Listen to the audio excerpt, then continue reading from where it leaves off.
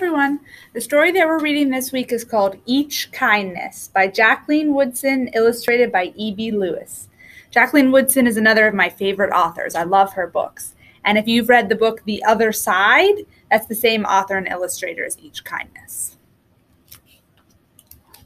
Each Kindness. That winter, snow fell on everything, turning the world a brilliant white. One morning, as we settled into our seats, the classroom door opened and the principal came in. She had a girl with her, and she said to us, "This is Maya." Maya looked down at the floor. I think I heard her whisper hello. We all stared at her. Her coat was open, and the clothes beneath it looked old and ragged. Her shoes were spring shoes, not meant for the snow. A strap on one of them had broken. Our teacher, Miss Albert, said, "Say good morning to our new student." But most of us were silent. The only empty seat was next to me. That's where our teacher put Maya. And on that first day, Maya turned to me and smiled. But I didn't smile back. I moved my chair, myself, and my books a little farther away from her. When she looked my way, I turned to the window and stared out at the snow. And every day after that, when Maya came into the classroom, I looked away and didn't smile back. My best friends that year were Kendra and Sophie. At lunchtime, we walked around the schoolyard, our fingers laced together, whispering secrets into each other's ears. One day, while we were near the slide, Maya came over to us. She held open her hand to show us the shiny jacks and tiny red ball she'd gotten for her birthday. "It's a high bouncer," she said, but none of us wanted to play. So Maya played a game against herself. That afternoon, when we got back into the classroom, Maya whispered to me, "Bet you can't guess who the new Jacks champion of the world is." Behind me, Andrew whispered, "Chloe's got a new friend. Chloe's got a new friend." "She's not my friend," I whispered back. The weeks passed. Every day we whispered about Maya, laughing at her clothes, her shoes, the strange food she brought for lunch. Some days Maya held out her hand to show us what she'd brought to school: a deck of cards, pickup sticks, a small tattered doll. Whenever she asked us to play, we said no. The days grew warmer and warmer. The pond thawed, grass began growing where snow had once been. One day Maya came to school wearing a pretty dress and fancy shoes, but the shoes and the dress looked like they belonged to another girl before Maya. "I have a new name for her," Kendra whispered. "Never knew. Everything she has came from a second-hand store."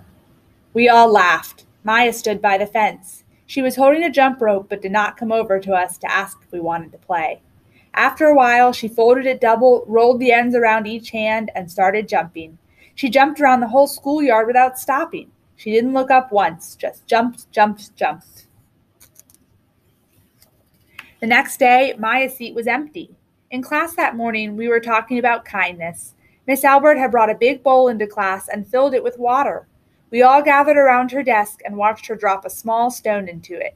Tiny waves rippled out away from the stone.